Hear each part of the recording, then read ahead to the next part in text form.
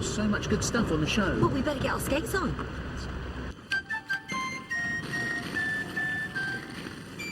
Whoa, the bollards!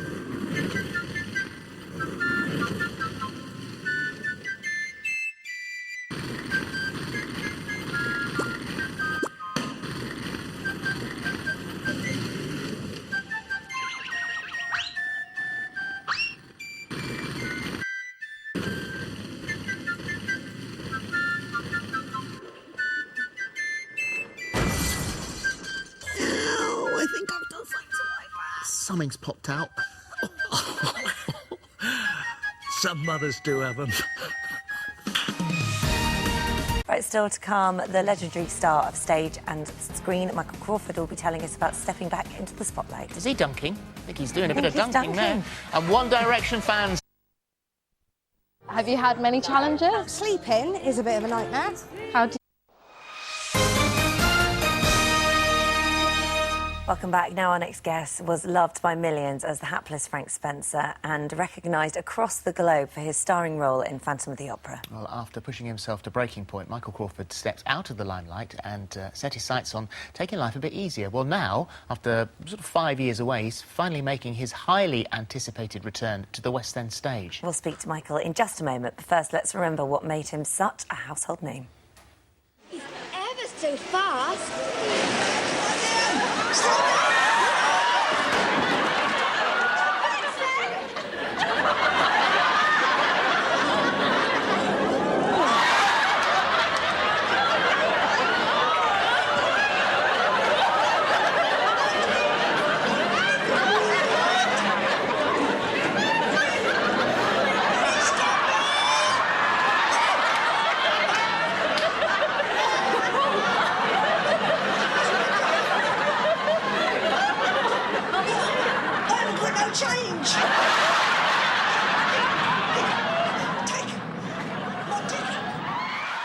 Brilliant, and Michael is with us now. And just talking about that scene in particular, you did all your own stunts then, didn't you? I did, And yes. you're very brave to do that. I mean, they probably wouldn't be allowed for health and safety reasons to do that now. No, you're not. You're not. When we did Sport Relief this year, it was very, very different, and I had lots of sort of fights about it. But we did really quite a lot. I mean, hanging upside down the back of a fire engine, going down the high street was quite a bit to get away with.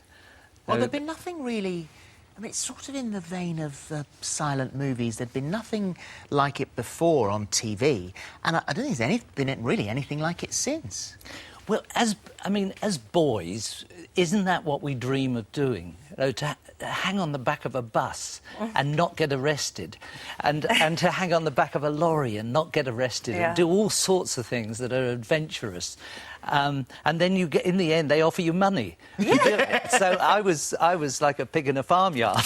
And there's not many... I mean, if you look at sort of TV now, there's nothing really like it, and there hasn't ever been since, I don't think. I mean, sort of sitcom there's a few, sort of Miranda's sort of done it, but yes, there's not many of them, is there? No, not enough of sort of original things. But oh boy, you know, everything is different now. So it's hard to think what the next thing will be. But there's certainly the talent out there. I mean, doing musicals, there are far more talented youngsters nowadays than there were when I first came into the West End with say in '72, even with Billy Lyle.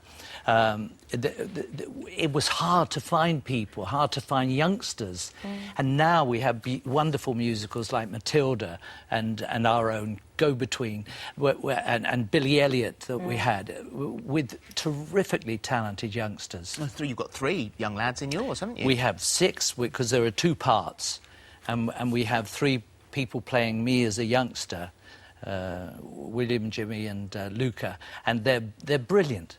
So how does it work? Explain the go-betweens. What's... It's because we're back in sort of... It's 1900 hot Norfolk summer, isn't it? Think of Downton Abbey and transfer it to Norfolk, and you have it. The early period just going 1890s, 1900. And I'm in the 1950s as someone looking back, and am on stage in a tweed suit as this man, and the others are all in beautiful costumes, the company, and are playing out my life as a 12-year-old in this fateful 3 weeks that I spent there. And there's this love affair between the daughter of the family and the local farmer. So there's the sort of sex in the show. It's not me. Okay, so and Gemma Sutton and Stuart Ward play these two roles, and the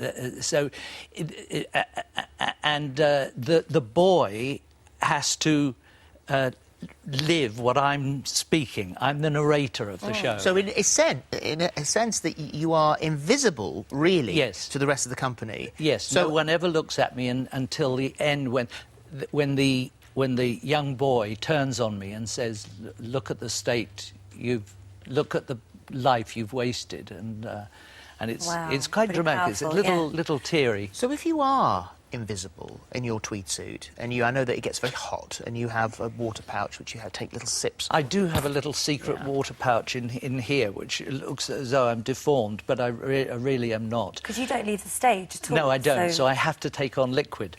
And last night, my water pouch split, and it ran down my jacket and my trousers. And for the first time, the company actually looked at me and saw this. They thought I'd had an accident and wet myself, and the age had finally kicked in. But I promise you, I'm feeling fine now. I've dried out. But it was the first comedy we've had in the show for weeks. Is it nice to be back? It's wonderful to be back. Yeah. I mean, you see that audience at the end, and they're standing. Oh my gosh! I mean, it just brings tears to your eyes, and they're cheering. It's a beautifully talented company, and these young boys, 3 pairs, come on and play, and it's extraordinary the discipline now that the youngsters had. And when I started when I was 12, at that age, in opera, in the English opera group with Benjamin Britten, and I was completely undisciplined with David Hemmings, who people may remember from years and years ago, who starred in Blow Up. But we were awful. I mean, we were so bad. But now there are schools that are wonderful schools.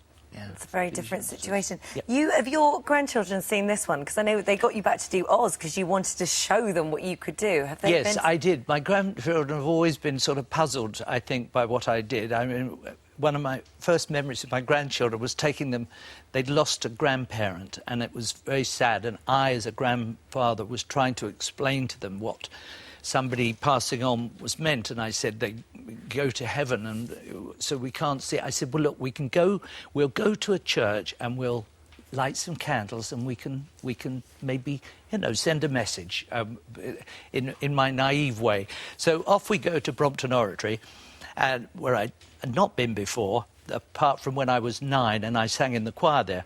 But I went back with the 2 grandchildren, and I said, now we're going to light some candles, and we lit some candles, and I said, now we're going over here and follow me, and we'll say a little prayer. And I heard behind me, happy birthday to you, happy birthday to you. And I looked round, and they were at the candles, and then they blew them all out. So they've always been puzzled by their grandfather. Yeah, But now they're 18. But because you spend quite a lot of time in New Zealand, don't you? I do, yes. And you're quite away from them for quite a long time. I am, but I've got half my family are in Australia. So my other daughter is in Australia with 3 grandchildren, so I can go and see them quite easily, and then I come back here and see my other 2. Well, we've got you for the time being. The go-between runs at the Apollo Theatre between May 27th, you're there now, all the way up to the 15th of October. And it's so lovely to see you. Lovely to see you. Lovely to see you. Thank you very much. Thank you. Thank you. Right, it's competition time now. We're giving away our biggest